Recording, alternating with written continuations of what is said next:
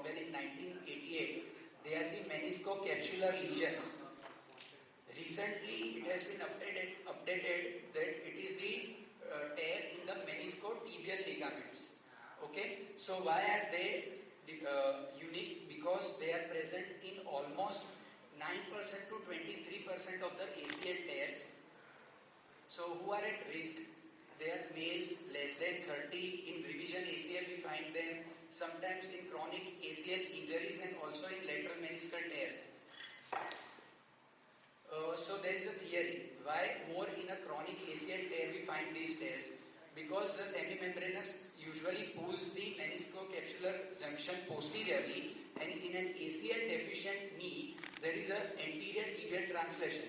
So gradually the meniscocapsular lesion, the meniscocapsular junction gives away, resulting in a ramp tear.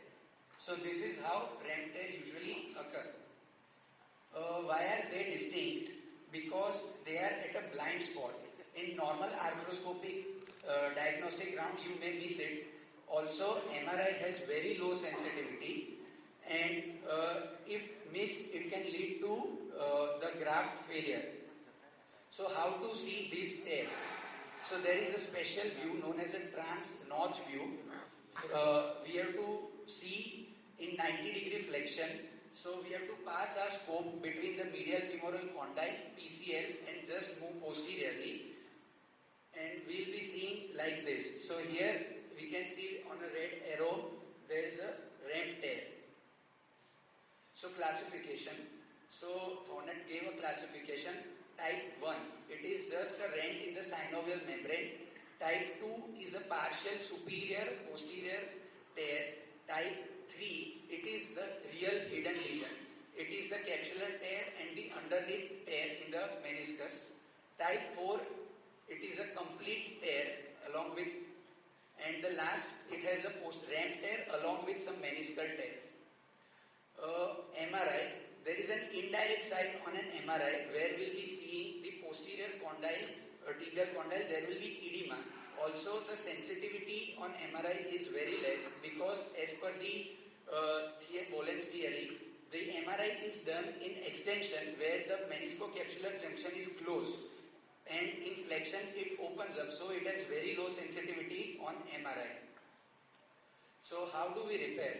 So this is by Thornett and the Soneri Quartet. They use the posteromedial approach where making two posteromedial portals with the help of a lasso, the capsular and the meniscus stitch is taken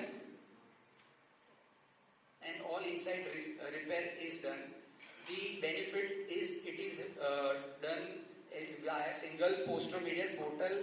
The view is good, but always there is a risk of a saphenous nerve injury. Another technique is using the all inside device. Here, so why should we repair the ramp lesions? So biomechanical studies show that it leads to increased anterior instability, which can lead to the graft failure. So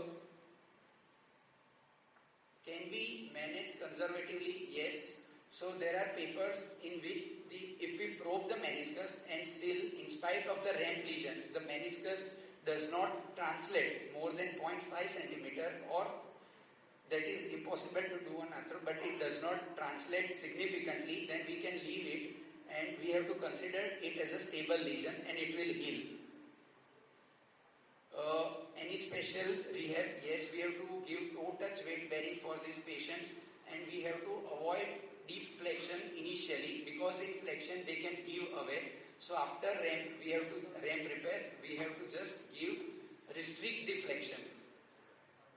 Our protocol was we avoid full weight bearing for 6 weeks, then gradually get back the range of motion by 6 weeks. Till then static quadriceps, and return to sports is usually 7 months. So this is just a case example of a type 4.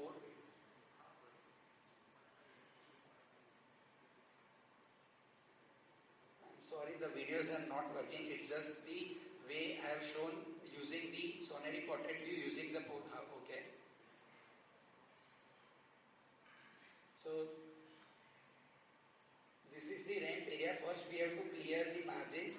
Then using the postro posteromedial portal.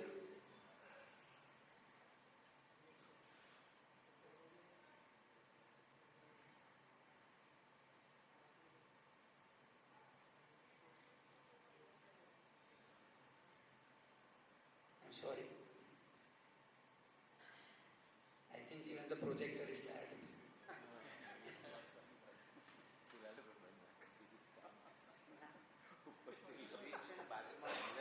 Okay, so just going to take home message. It's a meniscotibial ligament injury present in ACL tear. It is difficult to find, and on MRI you look for the subchondral marrow edema. Usually using the posteromedial portal we can repair, and it should be repaired if on probing you found it unstable. Thank you.